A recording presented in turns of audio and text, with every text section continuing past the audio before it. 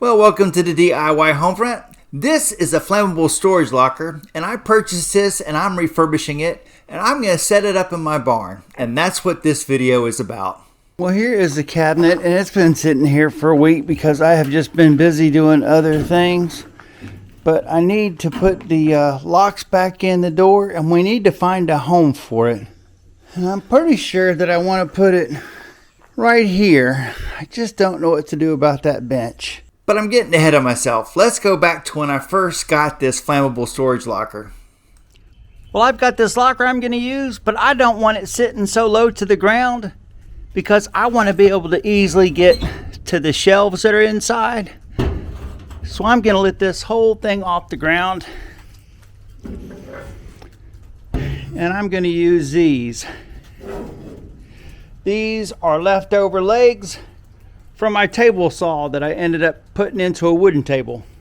So we're going to repurpose these. I'm going to sand them down and paint them so that they're nice and clean and last for a long time. Well, if you're watching this video, you must be one of my subscribers because this is a little bit off of the beaten path. But thanks for tuning in. Well, just to give you a heads up, I'm going to speed most of this video up, and a lot of it's just going to be me narrating what I'm doing. And to start with, let's talk about these legs. All right, one done. 3 more legs to go. Now, I had a DeWalt table saw that was a really big one, an old one, and had a lot of metal in it, and it weighed quite a bit. So these legs that were supporting it are actually pretty thick gauge metal and should do just fine to hold this flammable locker up regardless of what I decide to put in it. Now, I'm using my 20 volt DeWalt 5-inch disc sander with 120 grit sandpaper on it, and I'm using 1 sheet per leg. This is the 4th leg, so I've got the legs sanded. Now, I always hang on to stuff because I'm always repurposing things, and this actually had more support hardware that went with the bottom, but we're only going to need the 4 legs, I think, for our application. I'll put a drop cloth on the concrete to help protect the cabinet, and then I'm going to flip it over so that way we have the bottom facing up. Then, using some acetone and shop towels, I'll clean the bottom off really good. Now, if you're looking for a better description, this would be considered an under the countertop cabinet. So it's going to sit off the floor by about 3 inches and would be the same height as like a kitchen countertop. With the base of the cabinet cleaned up, I'll use that acetone and the shop towels to wipe down all the legs. And this is in preparation for painting. The air compressor did a great job of blowing all the sand and dirt away from this area too. Each one of the 4 legs from the table saw has 2 holes already stamped into the metal that are square, and those are for carriage bolts. So I'll use 2 carriage bolts to attach these to the base of the flammable locker cabinet. The holes I'm drilling will be 1/2 inch holes, and the carriage bolts that I'm putting in are also going to be 1/2 inch carriage bolts. It's a pretty tight space, but you can see I've got washers and lock nuts securing the leg to the base. Well, all 4 of the legs are attached, and they sort of fan out just a little bit.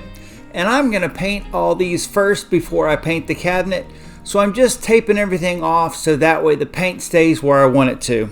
And I'm going to start by painting this with a spray paint primer to make sure I get a good coat on the legs because there's a lot of bare metal on the legs. The paint is a Rust-Oleum brand, and it's an automotive style paint, so it should hold up just fine outside. Here you can see what the base and the legs look like after just 1 coat of that primer spray paint. Now I need to get the next coat of paint on it within an hour, or I'm going to have to wait 48 hours before I top coat it. Now the top coat I'll put on with a paintbrush, and it's this Rust-Oleum silver hammer based paint. It's called the hammered paint because when it dries it ends up having like a dimpled texture, which does really good if you're trying to hide brush strokes. Another way to hide brush strokes is to dab the brush on the surface after you've got the paint on it.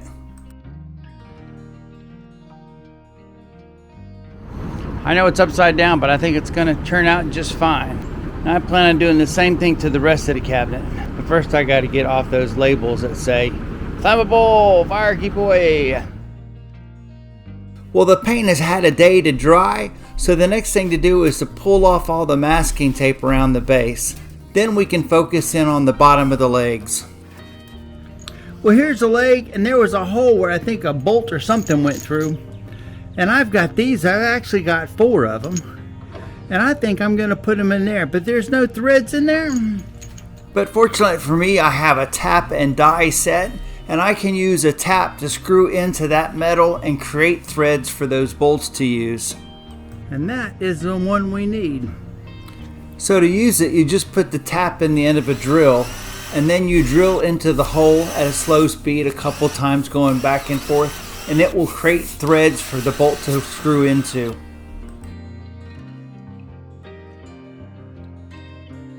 I will continue to use that tap and create the threads in the other 3 legs, so that way I can put these bolts in it. And these bolts, which will be on the bottom of the legs, can be screwed in or out to compensate if the floor is not level. With this last bolt in, the base of this flammable locker is now complete. So next I'll lay out a moving mat so that I can rest this cabinet on its back, and then we can work on those decals to get those off. I've got my acetone out and I'm cleaning up things, but the acetone evaporates really quick, so I don't think the acetone is going to work to get these decals off. But what I can do is I can take a rag and fold it up and pour mineral spirits into it, and the mineral spirits don't evaporate nearly as quick, and I can let that sit for 5 or 10 minutes, and when I come back with any luck, maybe, just maybe, the sticker will just wipe right off. Next, I'm going to start removing the hardware that opens, closes, and locks these doors. Now, if you don't know what a flammable storage locker is, don't feel bad because I had it wrong. Let me explain. A flammable storage locker or cabinet is a sturdy metal cabinet made out of thick gauge metal with welded seams where it's put together. It's constructed so that it has an interior metal wall and an exterior metal wall with the airspace in between.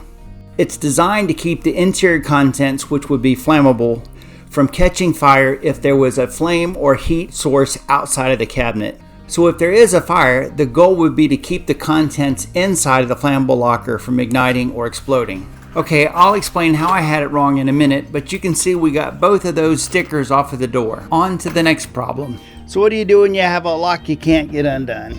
Well, there's numbers on the lock, and if you go online, a lot of times you can find a key with that number.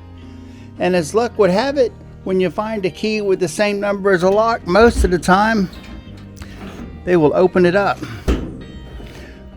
So if you end up with a storage cabinet, they're not really all that safe because you can get keys to almost any of them online. And I got 6 of those keys for $9. And having said that, now we can take the lock off and paint this.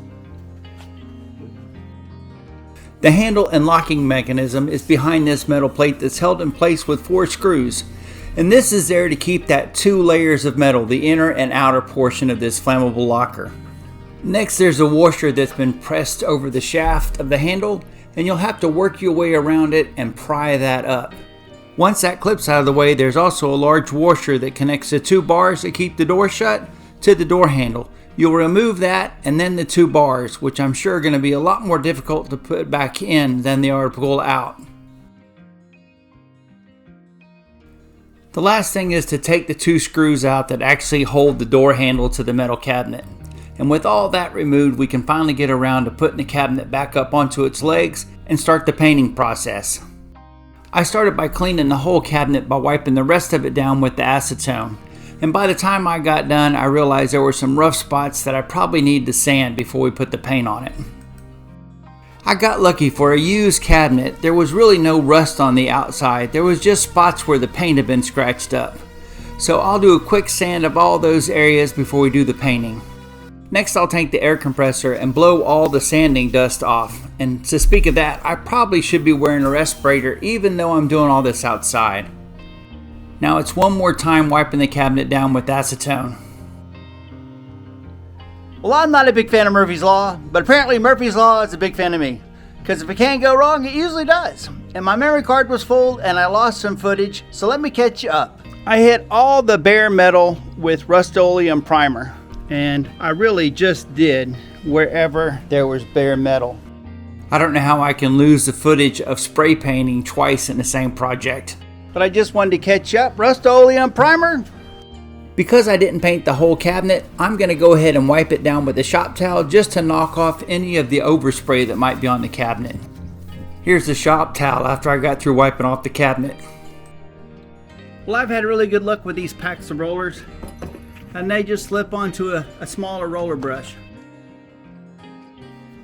Now I could put this into a tray, but I have found it's just as easy to dip the roller straight into the paint can. Now dipping the roller into the paint can instead of using a paint tray may make things a little bit easier, but it can also make things a little messier. So make sure you got a good drop cloth because you're probably going to end up getting some drips. Now to finish the story about the flammable locker, when I purchased it, the original intent was to use it as a charging station and storage spot for all of my rechargeable batteries, like for the DeWalt and the electric bikes. But at that time, I thought the flammable locker was designed to keep flames in as opposed to keep flames out. So it actually did the exact opposite of what I wanted, and I'm going to have to find some other solution for charging and storing batteries. Okay, well there you have it. It's going to need at least one more coat, at least. And you can see there's still a decent amount of paint in there. Now with this oil-based paint, I'm just going to throw away this foam roller and we'll get a new roller out when we put another coat of paint on it. And there we go. We'll just throw that in the trash. Now this is going to live outside, exposed to the elements. So I'm not worried about getting a perfect coat on it. The most important thing to me is to make sure that I've got a coat that holds up to the weather. And I think that's going to do it. Well, I may be wearing the same clothes, but another day has gone by, and this is the second coat of paint that I'm putting on this flammable locker. Well, I was a little disappointed that I couldn't use the cabinet as a charging station for my batteries, but I still have a lot of spray paints and flammable fluids in the garage and in the barn, and I can consolidate all these things and keep them in one spot. So that way if there is a fire, I don't have to worry about those combustibles being spread out all over the property. Well, here is the cabinet, and it's been sitting here for a week because I have just been busy doing other things. But I need to put the locks back in the door, and we need to find a home for it. Pretty sure that I want to put it right here. I just don't know what to do about that bench. Well, I've got everything laid out. It probably would be a whole lot easier to do this if it was laying flat like it was when I took it apart, but it'll be a month before this paint has really hardened up, and I don't want to put it on its side because I don't want to scratch the paint. And at the same time, the longer it is before you put something back together, the more likely it is that parts will go missing. Well, I'm going to reassemble the door mechanism the same way as I took it off. The first thing I'll do is I'll screw the handle on. Then there's this plate that goes on, and it's the same one that the bar is attached to. These bars were not very fun to put in, but through the magic of editing, both the top and the bottom bar are now installed.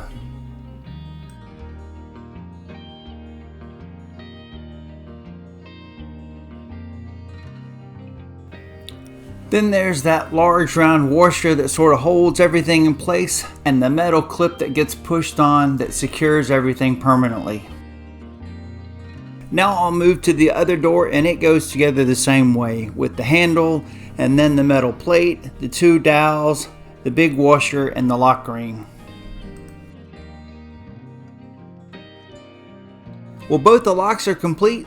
The only thing left to do is to put those metal plates on that ensure that there's a double wall of metal between a heat source and what's inside the cabinet.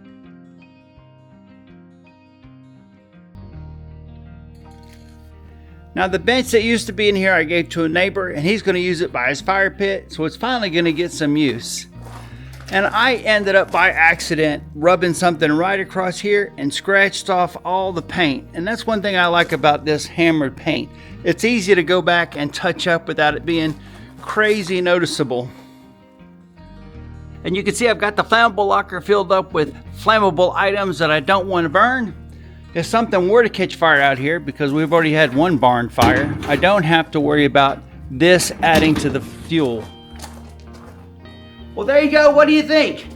I'm not going to use this flammable locker like I thought I would as a battery charging station, but it's still going to store flammable items and hopefully keep a fire at bay. I hope some of the stuff that I've done here will help you finish a product you've started. The processes are pretty much all the same. Until the next time, like, subscribe, check out my playlist, and I'll see you in that next video.